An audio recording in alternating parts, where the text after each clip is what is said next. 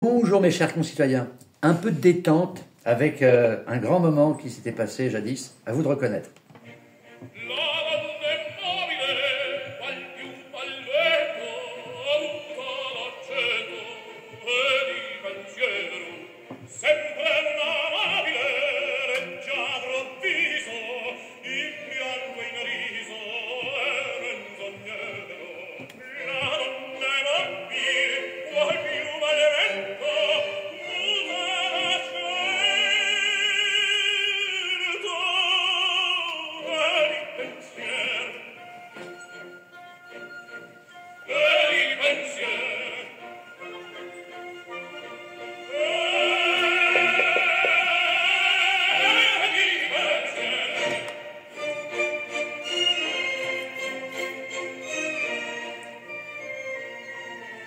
Je ne veux que Berlioz et moi.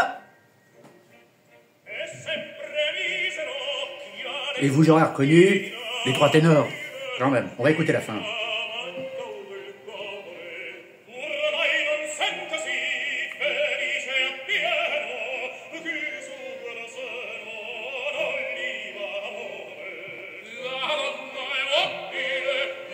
Luciano.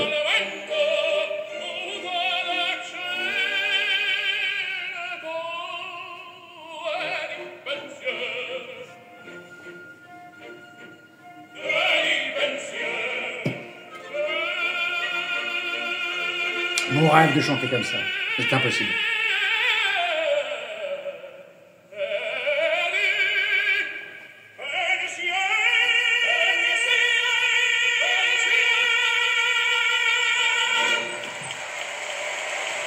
Bon, hein, ça détend dans ce monde de brutes. Hein. Alors je vous conseille, voilà, pour vous détendre, parce que là ça risque de partir un peu en sucette de partout, il y avait vendredi soir, jeudi soir, Arte, 22h40, il y avait un splendide J 7 en replay, splendide documentaire sur Luciano, et après il y avait le concert des trois ténors, qui était quand même merveilleux. Bon, sinon, nos concitoyens de Mayotte, ils en chient. Hein. Bon, alors, Henri IV y va avec Manuel Valls, Elisabeth Borne et les autres. Bon, faut pas prendre les gens pour des cons. Ils ont eu le pouvoir pendant, hop, surtout Elisabeth. J'espère qu'ils vont pas les bouffer pour le nouvel an, hein, parce que je pourrais les comprendre. Hein, parce que là, c'est trop picot. Hein, c'est juste, alors on fait des choses, hein, je dis pas qu'ils ne font rien, mais là quand même, faut arrêter. C'est assez drôle. Bon, en espérant que ça se passe bien. Bon, 3 semaines, Donald arrive. Qu'est-ce qui va nous faire notre Donald Dignou? Hein, on va voir. Mais là, ça commence à devenir un peu grave. Bon, l'Ukraine, bon courage, hein, on va voir ce qui se passe. Mais alors la Géorgie, qu'est-ce qu'on essaie de faire? Un Maïdan 2? Je l'avais déjà dit dans une vidéo, mais là, le mec, il a été investi ce matin. Il y a un général qui a parlé sur ces grandes chaînes non-stop, là, hein, qui a dit, oui, non mais attendez les gars, les manifs, c'est dans les grandes villes, hein, les pro-européens. Dans le pays profond géorgien, voilà, ça n'adhère pas au projet européen. Donc j'espère qu'on ne va pas refaire la même bêtise, parce qu'on voit ce que ça fait quelques années après. Ah, n'est-ce pas? Bon, c'est comme maintenant que la Finlande et les autres là-haut, hop, la mer Baltique, alors que l'autre fasse le zozo avec ses bateaux, c'est une chose, mais avant ils étaient neutres, ça évitait les soucis. Non, je pense que vous avez bien joué les gars d'être sortis de votre neutralité, hein, c'est super intelligent. Alors on peut comprendre au vu de l'histoire un peu de crainte, mais quand même, faut pas crier avec les loups, hein, n'est-ce pas? Et puis, je veux pas refaire tout le laïus, hein, si on lui avait pas craché à la gueule et qu'on lui avait tendu les bras, il serait pas... Enfin bon, là, on va pas refaire l'histoire, c'est comme la lâcheté de M. Hollande en 2014 avec le traité, qu'on les ait pas aidés, que non, les Ukrainiens ne sont pas bien traités, les populations russophones. Enfin bon, tout ça, voilà, quand on est honnête intellectuellement, on le sait. Sinon, bon, alors il y a Bibi qui se fait enlever la prostate. S'il pouvait nous l'endormir pour à jamais... ça serait pas mal. Hein, ça serait mieux pour le peuple israélien, parce que je pense qu'ils en ont marre d'être pris pour des cons. Hein. Bon, les gars, les Palestiniens, n'en parlons pas, là. Et puis alors maintenant, le dernier hôpital. Hein. Bon, alors oui, ok, il y a sûrement des tunnels et des machins, mais bon, le dernier hôpital, les gars. Hein. C'est comme les bombes sur l'aéroport de Sanaa qui a fait tuer le patron de l'OMS. Mais ils vous y sont tout feu, tout flamme, là. Je parle des gouvernants. Jamais confondre gouvernants et population. Mais là, mes amis israéliens, il faudrait mieux de le foutre à la porte et d'en choisir d'autres.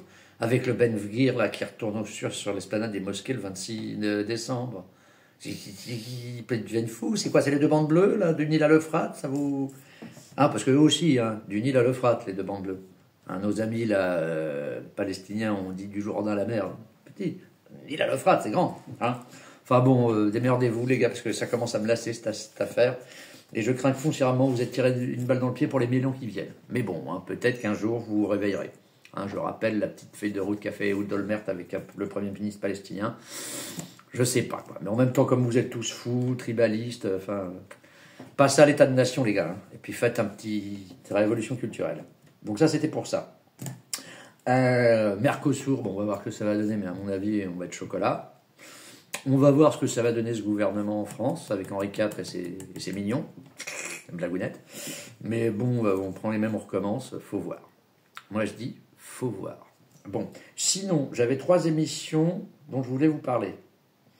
Il y a un super site qui s'appelle Le Vent se lève, où il y a des interviews croisées. Et là, il y en avait une avec Gérard Haro, l'ambassadeur qui était aux États-Unis et en Israël, et Pascal Boniface. Extrêmement intéressant. Extrêmement. Hier soir sur Arte, non, LCI, un documentaire sur la CIA depuis 1945 à maintenant. Ceci explique un peu cela. Hein, les chefs de la CIA, enfin, c'est très intéressant pour comprendre ce qui se passe maintenant. À force de mes fameuses mamarottes, mes fameuses boîtes de Pandore. Donc, n'est-ce pas? Et sinon, le site de Pascal Boniface avec Rodi Broman. Hein, alors, si on a qui disent que M. Rodi Broman est un furieux antisémite, je veux bien, mais très intéressant sur la situation à Gaza et le pourquoi du comment et le derrière. Et puis, je ne sais pas si vous avez remarqué qu'il y avait quand même quelques familles de réservistes qui avaient dit le 5-6, il se passe des choses, qui commencent à un peu gueuler en plus des familles d'otages, disant pourquoi leur foi n'est pas remontée, pourquoi l'armée est arrivée 4 heures après. J'espère qu'on ne découvrira jamais que l'autre il a laissé faire ce bordel pour sa survie politique et pas les tout là. Parce que là quand même, que ce soit les horreurs faites par le Hamas, machin, voilà, bon, démerdez-vous les gars. Bon, sur ce, c'est la veille du nouvel an. Bon, on va espérer que 2025 soit mieux que 2024. On ne sait jamais. Donald peut nous faire rire. Avec Mickey, tout le monde. On ne sait jamais. Il peut nous faire rire et mettre les pieds dans le plat. Et on sait, hein, voilà, parce qu'on dit gros con, gros con. Ouais, gros con si vous voulez. C'est quand même le seul qui n'a pas fait de guerre, hein, qui a laissé à la main de Kim Jong-un. Voilà, alors il est spécial, il est ce qu'il aime, mais voilà, les autres, hein, celui qui a eu notre ami Barack Obama, hein, pas Ehud Olmert, pas Ehud Barak, Obama, qui avait eu la tic-tic-tic de la paix, alors que ça a été le président qui a utilisé plus de meurtres ciblés, enfin bon, on va bien voir, mais nous on a notre grand timonier, c'est génial, voilà. Bon, sur ces belles paroles, essayez de passer au moins une défaite sympa, faites attention sur la route, ne prenez pas la route si vous avez trop picolé. Et puis on va bien voir ce qui va se passer. Sur ces belles paroles, vive vous, vive moi, vive la France. Voilà. Allez, je vous embrasse, soyez forts.